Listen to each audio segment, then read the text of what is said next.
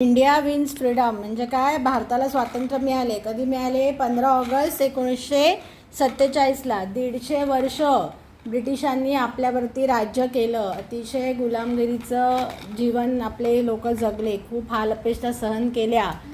खूप लोकांनी बलिदान दिलं स्वातंत्र्य मिळवण्यासाठी. तेव्हा कुठे हे स्वातंत्र्य आपल्याला मिळालेलं आहे. ओके. आता लिहिलंय who was the first prime minister of India. मग कोण होतं? जवाहरलाल नेहरू. पंडित नेहरू. कोण होते?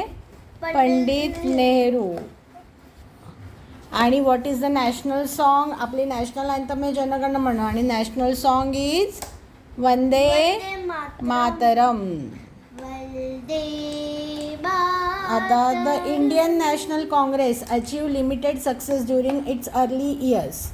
The leader of the Congress at this time were known as the moderates. Moderate म्हणजे मवाळ. Dadabhai Naoroji, Gopal Krishna Gokhale were moderate leaders. They believed in pleading with British government to bring about reforms. म्हणजे काय की दादाबाई नौरोजी, गोपाळ कृष्ण गोखले यांचं काय म्हणणं होतं? आपण ब्रिटिशांपुढे प्लीड करू, इन द सेन्स त्यांची विनवणी करू की बाबा तुम्ही आम्हाला स्वातंत्र्य द्या. पण ब्रिटिश असे होते का? नुसत्या विनवणीने मांडणारे ते होते का? नाही. Gradually there grew another group within the Congress. They were called radicals. Radicals म्हणजे काय की जहालवादी. त्यांना म्हणतात क्रांतिकारी विचारांचे. They wanted to oppose the British strongly. They were in favour of strikes and boycotts. म्हणजे काय की त्यांचं काय म्हणणं होतं की ब्रिटिश हे क्रूर आहेत. हे असं मवाळीने त्यांची विनंती करून आपल्याला स्वातंत्र्य मिळेल का? नाही. तर त्यांच्याशी लढाईच करायला लागेल, आपल्याला सत्याग्रह करायला लागेल, त्यांच्याशी त्यांच्यावरती अटॅक्स करायला लागतील.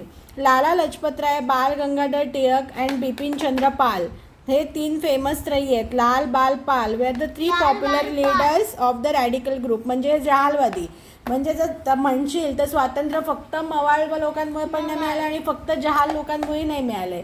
वर्षोनवर्ष कंटिन्युअस 150 वर्ष जेव्हा सगळेजण आपापल्या परीने प्रयत्न करत होतं तेव्हा त्याचा अमॅल्गमेशन इफेक्ट जो झाला त्याच्यामुळे आपल्याला स्वातंत्र्य मिळालं. Swarajya is my birth right and I shall have it. म्हणजेच काय? मराठी आणि तो मी मिळवणारच असं कोण म्हणाला? बाळ गंगाधर टिळक.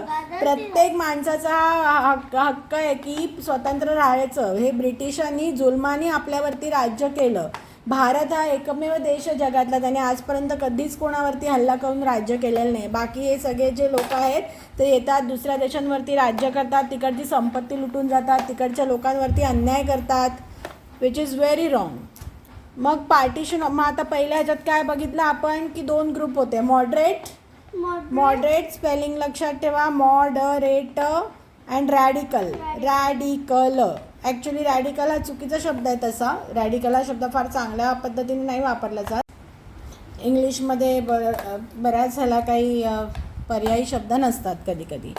मग मॉडरेट लीडर कोण होते? दादाबाई नौरोजी, गोपाळ कृष्ण गोखले. आणि जहाल कोण होते? लाला लजपतराय, बाळ गंगाधर टिळक, बिपिन चंद्र पाल, भगत सिंग, सुभाषचंद्र बोस हे सगळे रॅडिकल ग्रुपचे लोक आहेत आणि त्यांच्यामुळे आपल्याला स्वातंत्र्य मिळालेलं आहे. ओके.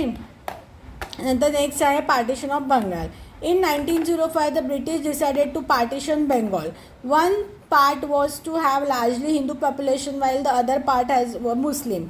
हे आपल्या इकडे पहिले सगळे गुण्यागोविंदाने राहत होते. हे ब्रिटिश आले आणि त्यांनी ही फुटीरतवादाची बीजं रोवली आहेत. हिंदू मुस्लिम करायला सुरुवात केली. ब्रिटिशांची फोडा आणि राज्य करा म्हणजे डिवाइड अँड रूल ही त्यांची नेहमी स्ट्रॅटेजी राहिली आहे.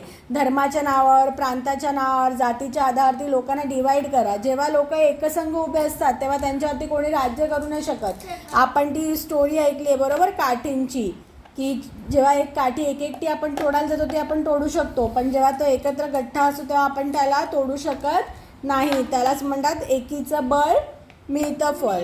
मग ह्यानी काय केलं की बंगालचे डिव्हायजन केलं, पार्टिशन केलं बेंगॉलवरती, बेंगॉलचं. आणि कसं पार्टिशन केलं? एक आहे तो हिंदू बोल रिजन ठेवला आणि एक आहे तो आहे का कुठे आहे?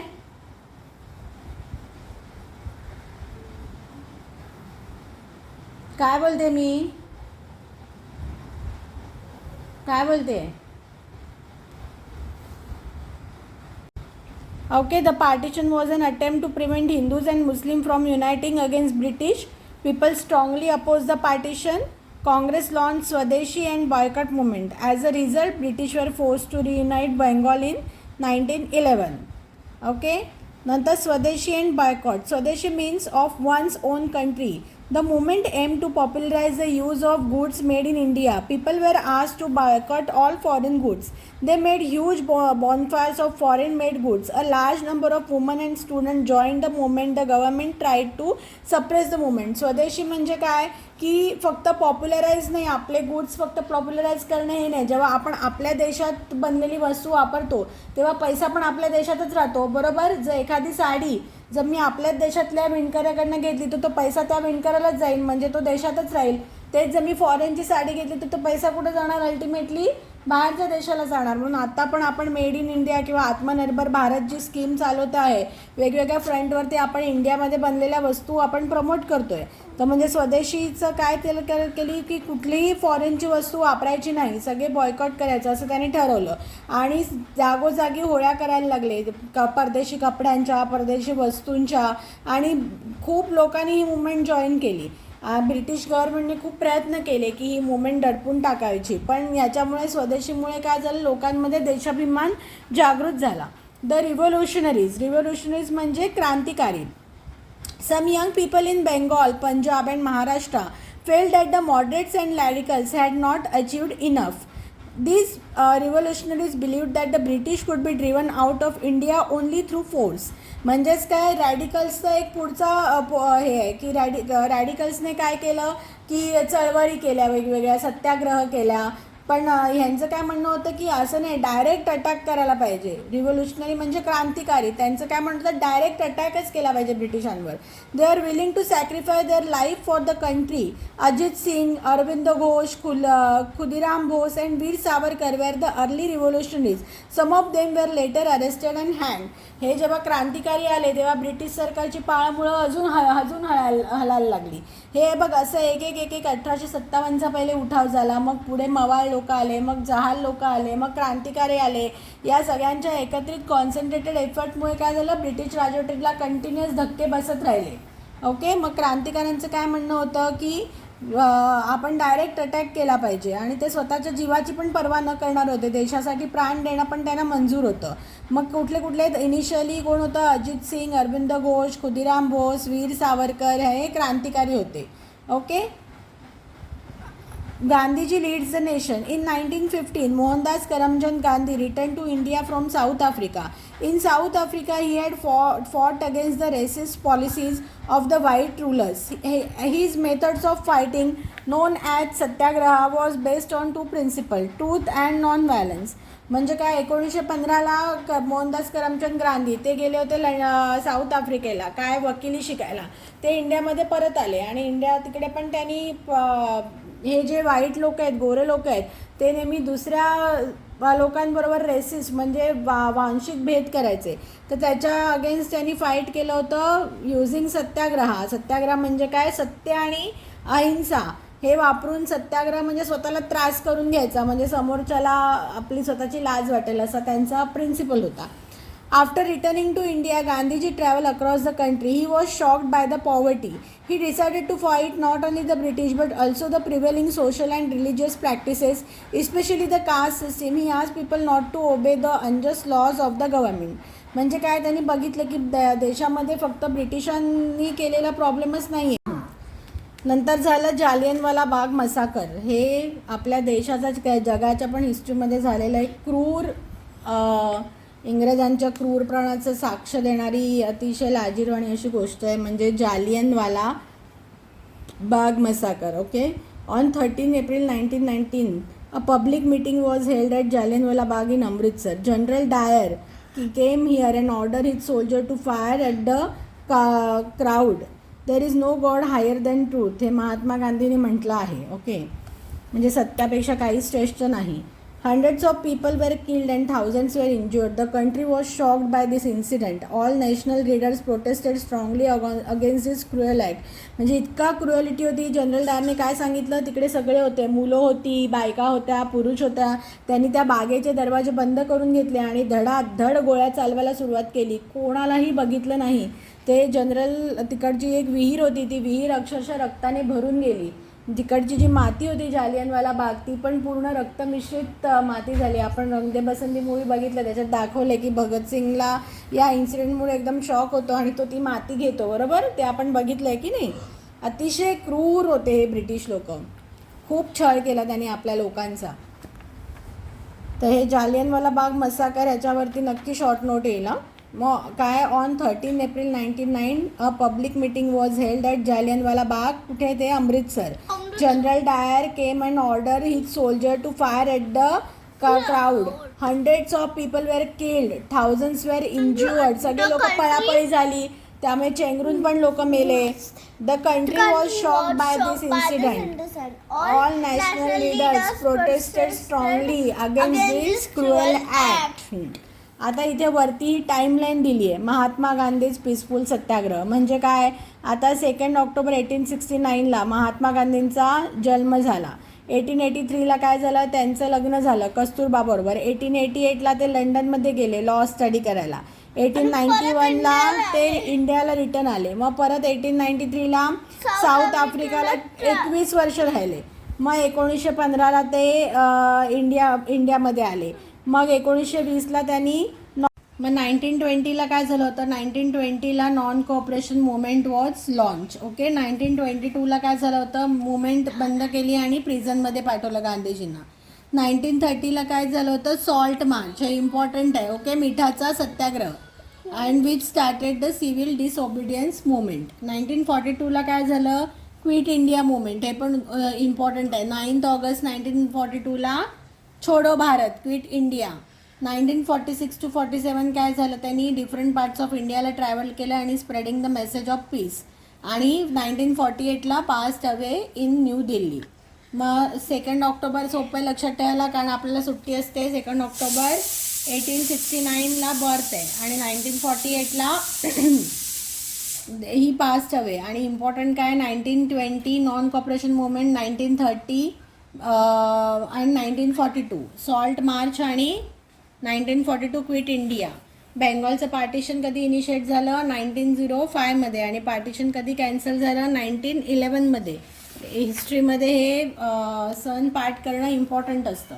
मग आता काय पुढचं, non cooperation movement. Non cooperation movement म्हणजे काय, कॉपरेट नाही करायचं कुठल्याही लेवलवरती, असहकार करायचा संपूर्णपणे. In 1920, Gandhiji launched the non-cooperation movement. He asked people to disobey the laws peacefully. म्हणजे काय, त्यांनी सांगितलं की कायदा नाही पाळायचा. पण गांधीजींचा पर्याय नेहमी काय होता की आपण स्वतःला त्रास करून घ्यायचा. म्हणजे ब्रिटिशांनी 4 मारलं तरी आपण शांत राहायचं. सगळ्याच लोकांना काय हे पॉसिबल नव्हतं. त्याच्यामुळे काय झालं, हे आपण नाही बोलू शकत. त्यावेळेची परिस्थितीप्रमाणे काय बरोबर आणि काय चूक आपण त्याच्यावरती कमेंट नाही करायचं. ओके. त्याच्यानंतर ही आज people to disobey laws peacefully. But in काय झालं, चोरी चोरा म्हणजे उत्तर प्रदेशच्या चोरी चोरामध्ये काय झालं, काही लोकांनी आग लावली पोलीस स्टेशनला. त्याच्यामुळे काय झालं की गांधीजी अगेन्स्ट व्हायलन्स होते. सत्याग्रह, सत्य आणि अहिंसा हे त्यांचे 2 नियम होते. त्याच्यामुळे त्यांनी काय केलं की त्यांनी ती मुवमेंटच बंद करून टाकली. ओके. आणि या मुवमेंटमधनं कोण पुढे आले जास्त, लीडर्स सचेच राजेंद्र प्रसाद, सरदार वल्लभभाई पटेल, सरोजिनी नायडू, राजगोपालाचारी, मौलाना आझाद, चित्तरंजन दास, मोतीलाल नेहरू, जवाहरलाल नेहरू. हे सगळे काय, ह्यांनी ॲक्टिवली या सगळ्यांनी नॉन कॉपरेशन मुवमेंटमध्ये पार्टिसिपेट केलं होतं. मग नॉन कॉपरेशन मुवमेंट 1920 कुठे, 1920. आणि चौरी चौरामध्ये हिंसा झाली म्हणून ती बंद झाली. नंतर Simon commission. The laws and order situation in the country was getting out of control. The government decided to make some changes and appointed Simon Commission. हा सायमन पण अतिशय क्रूरकर्मा होता आणि तो छळ करणं लोकांचं हेच त्यांचं हे होतं. It came to India in 1928. As there was no Indian member in it, the Congress decided to boycott it. म्हणजे काय, तुम्ही जर आमच्याबद्दल कायदे करणार आणि आमचं भारतीय कोणीच नाही, तुम्ही बाहेरून येणार आणि आमचे कायदे करणार, हे बरोबर आहे का? नाही. म्हणून लोकांचा विरोध होता त्याला. A new group of revolutionaries became active at this time. म्हणजे काय, अजून क्रांतिकारक नवीन फळी आली. एकदम तरुण मुलं होती, लहान मुलं. राजगुरू, भगतसिंग, सुखदेव, चंद्रशेखर आझाद अँड बटुकेश्वर दत्त. त्यांनी काय केलं, गव्हर्नमेंटला चॅलेंज केलं. गो बॅक सायमन हे. आणि लाला लजपत राय जे होते ते वयाने मोठे होते.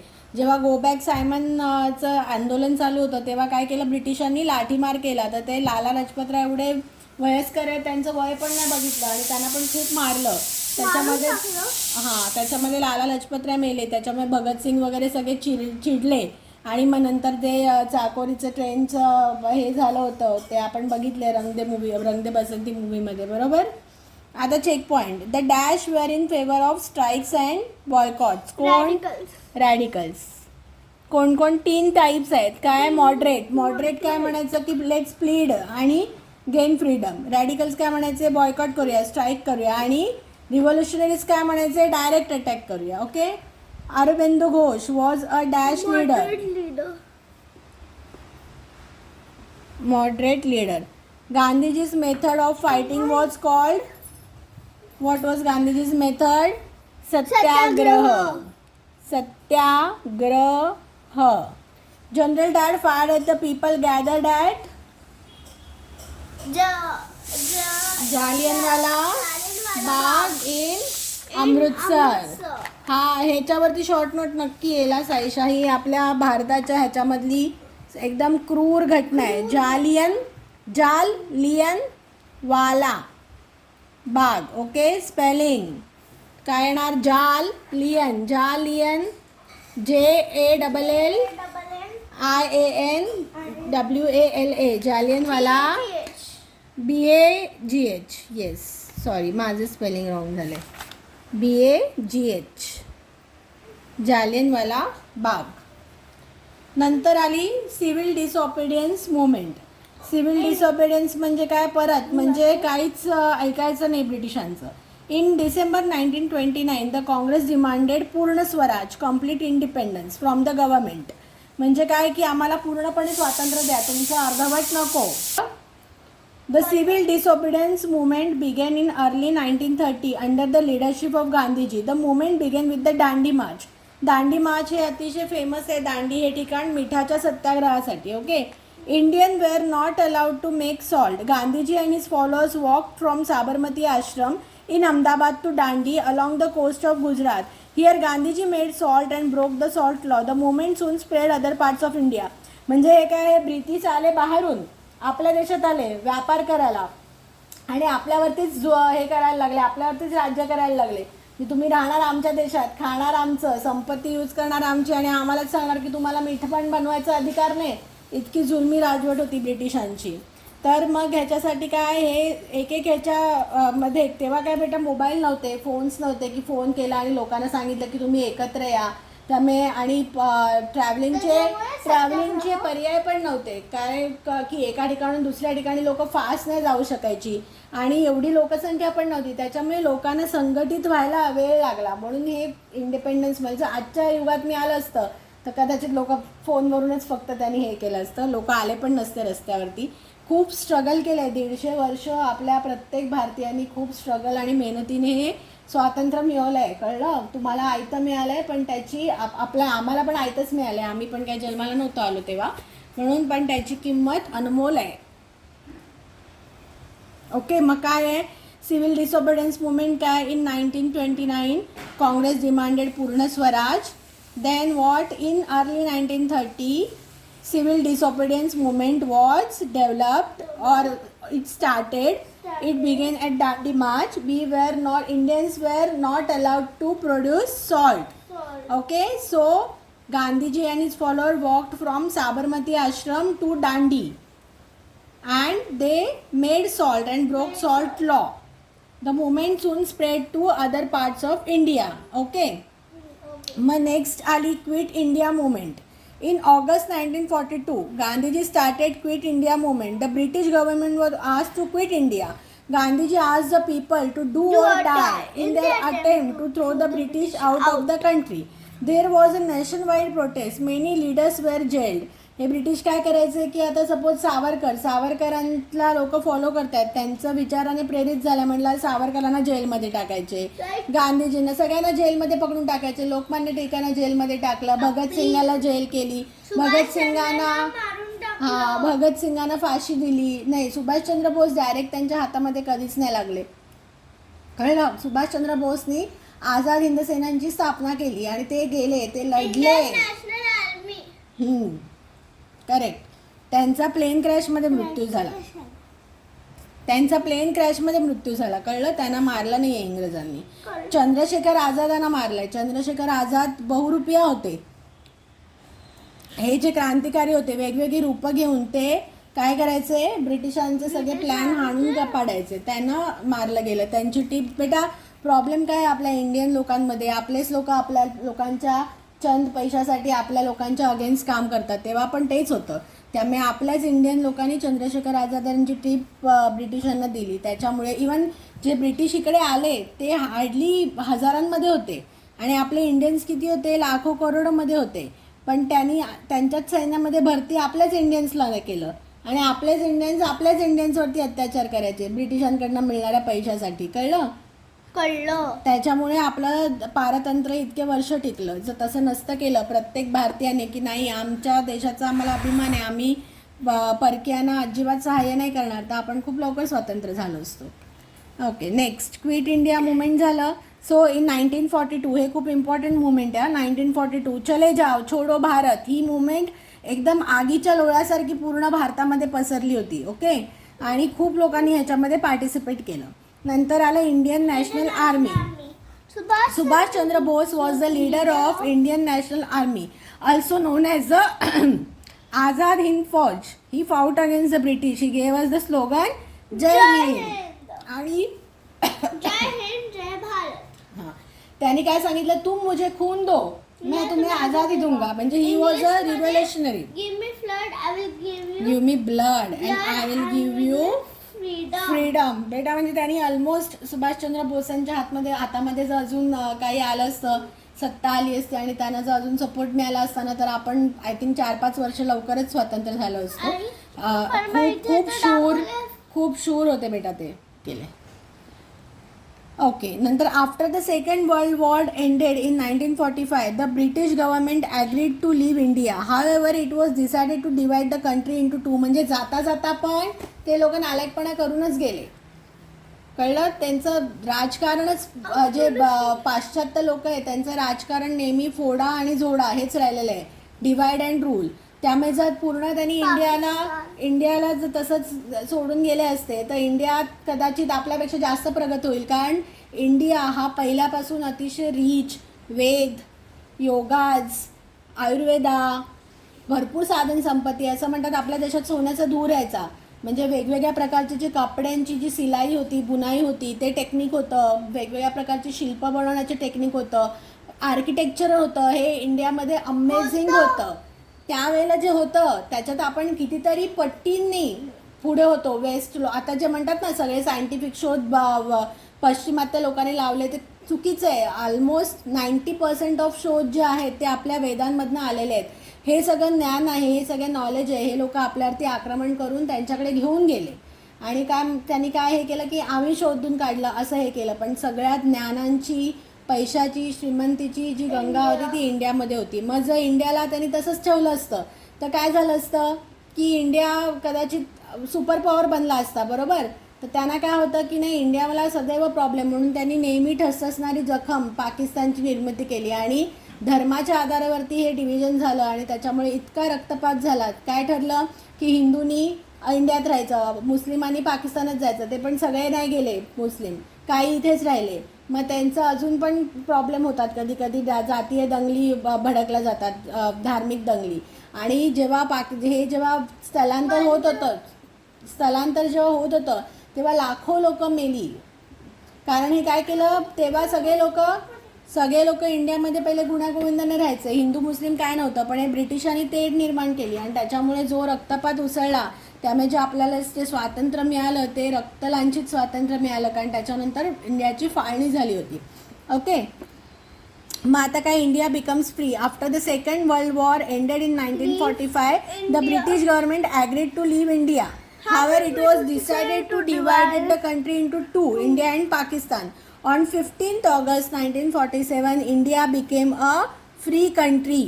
Okay, now independent India. मग Jawaharlal Nehru was elected the first prime minister of India आणि doctor Rajendra Prasad became the first president. हे विचारणार who was the first prime minister? Jawaharlal Nehru. Who was the first lady prime minister? Indira Gandhi. Who was the first president? Dr. Rajendra Prasad. When we got freedom? 15th August 1947. म्हणून every year आपण 15th ऑगस्टला independence day celebrate करतो. With this began a new phase in the history of the India.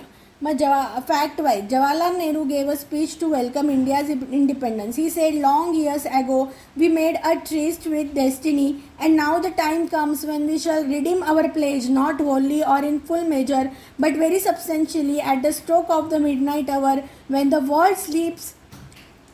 India will awake to life and freedom. हे 15 August 1947ला दिलेलं speech आहे. Okay, तर अशा प्रकारे ह्याच्यामध्ये सगळ्यात इम्पॉर्टंट पॉईंट्स काय आहेत या धड्यामध्ये? ऑलमोस्ट सगळंच इम्पॉर्टंट आहे. पण मॉडरेट काय होते? टाईप्स ऑफ फ्रीडम फायटर्स काय होते? मॉडरेट, रॅडिकल्स आणि रिव्हॉल्युशनरीज. ओके, मग पार्टिशन ऑफ बेंगॉल 1905 मध्ये पार्टिशन ऑफ बेंगॉल झालं. त्याच्यानंतर 1911 मध्ये त्यांनी ते कॅन्सल केलं. मग मॉडरेट ग्रुपच्या लोकांची नावं काय? तर दादाबाई नौरोजी, गोपाळकृष्ण गोखले, बरोबर. नंतर जे रॅडिकल आहेत, रॅडिकल्सची नावं काय आहेत? लाला लजपत राय, बाल गंगाधर टिळक, बिपिनचंद्रा पाल. मग आले वेगवेगळे रिव्होल्युशनरीज. मग रिव्होल्युशनरीजचं नाव काय? आणि आपला मगाशी आन्सर रॉंग आहे. ओके, जे अरविंद घोष आहे he was not a moderate, he was a revolutionary. Okay, revolutionary, क्रांतिकारक. ओके, सो ही नावं मिसमॅच नको व्हायला, ही नावं आपल्याला लक्षातच ठेवायला लागतील. अजित सिंग, अरविंद घोष, खुदिराम बोस, वीर सावरकर. नंतर आलेले कोण आहेत रिव्होल्युशनरी? भगतसिंग, राजगुरू, सुखदेव, चंद्रशेखर आझाद, बटुकेश्वर दत्त, सरदार वल्लभभाई पटेल. ओके, हे सगळे कोण आहेत? हे रिव्होल्युशनरीज आहेत. मग नेक्स्ट इम्पॉर्टंट काय आहे की कुठल्या मुवमेंट नाही, सगळ्यात त्याच्यानंतर आहे इम्पॉर्टंट फेज की पहिला आहे स्वदेशी आणि बॉयकॉट. कुठल्या मुवमेंट झाल्या त्या विचारू शकतील. पहिले झालं स्वदेशी अँड बॉयकॉट, मग झालं नॉन कॉपरेशन मुवमेंट, मग झालं सायमन कमिशन, मग सिव्हिल डिसओबिडियन्स, मग क्विट इंडिया आणि मग इंडिया बिकम्स फ्री. मग तुम्हाला काय देतील की ऑप्शन्स देतील आणि त्याचा क्रम लावायला सांगतील की ज्या क्रमाने या इव्हेंट झाल्या त्याप्रमाणे त्या लिहून दाखवा असं सांगतील. ओके, मग त्याच्यानंतर ह्याच्यामध्ये इम्पॉर्टंट शॉर्ट नोट आहे जालियनवाला बाग मसाकर. ओके, हजारो इंग्रजांना जनरल डायर. हां, हे पिक्चर कुठलं आहे? कोणतं पिक्चर आहे? ओके, त्याच्यानंतर गांधीजींचं जीवनक्रम दिला आहे त्यांनी इकडे. नंतर नॉन कॉपरेशन मुवमेंट काय आहे ते सांगितलं आहे.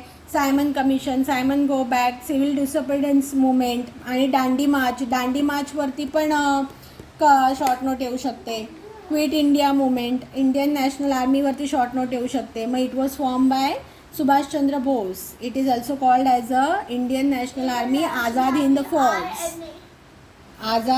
फौज. Okay, he gave the slogan Jai Hind and Subhash Chandra Bose slogan, another slogan was तुम मुझे खून दो मैं तुम्हें आज़ादी दूंगा. Then who was the first president? Rajendra Singh. मग आता words to know. बॉयकॉट म्हणजे काय? रिफ्यूज टू बाय और डील विथ, म्हणजे काय? बॉयकॉट करणं म्हणजे मी फॉरेन गुड्स घेणार नाही. ओके, आता आपण चीनी मालाला बायकॉट करतो म्हणजे काय? चीनमध्ये बनलेली वस्तू मी घेणार नाही. Revolutionary, one who believes in using force to bring about a change, म्हणजे काय? क्रांतिकारी. फोर्स म्हणजे काय? कारण काय ब्रिटिश ऑलरेडी जुलमी होते, त्यामुळे क्रांतिकारक काय म्हणायचे? ह्यांच्या पुढे काय हे करून फायदा नाही, त्यांच्याशी लढायलाच पाहिजे. आणि शेवटी आपण नंबर्समध्ये जास्त होतो, बरोबर. ब्रिटिश होते काही हजार आणि आपण लाखो होतो, त्यामुळे फोर्समुळे त्यांना असं वाटायचं की त्यांना लवकर स्वातंत्र्य मिळू शकू. पण प्रॉब्लेम होता की आपण डिवायडेड होतो. जर आपण एकत्र असतो तो लवकर स्वातंत्र्य मिळालं असतं. नंतर racist policy, unfair treatment of a particular group. Or a race of people. ह्याच्यासाठी खूप कडक कायदे आहेत. आपण कोणालाही रेसिस्टपणे ट्रीट करू शकत नाही, रंगावरून, वंशावरून, जातीवरून. आता recap. The moderate and the radicals were two group in the Congress. हे गाळलेल्या जागा विचारू शकतील. In 1905 Bengal was partition to divide the Hindus and the Muslims. The swadeshi and boycott movement was launch in the protest against the partition of Bengal. हे पण गाळलेल्या जागा विचारू शकतील. Swadeshi and boycott movement was launch in the protest against the partition of Bengal. Gandhiji launch the non cooperation movement in 1920. हे non cooperation movement कधी आहे? 1920. Quit India 1942. आणि 1930मध्ये काय आहे? 1930मध्ये I think civil disobedience movement किंवा दांडी मार्च 1930मध्ये. The Indians boycotted the Simon commission. The Congress demanded Purna Swaraj in 1929. Soon after the civil disobedience movement was launched. The Quit India movement was launched in 1942. This is important. The British were asked to leave India. India became free on 15th August 1947. Okay? Understood? Quick recap. आता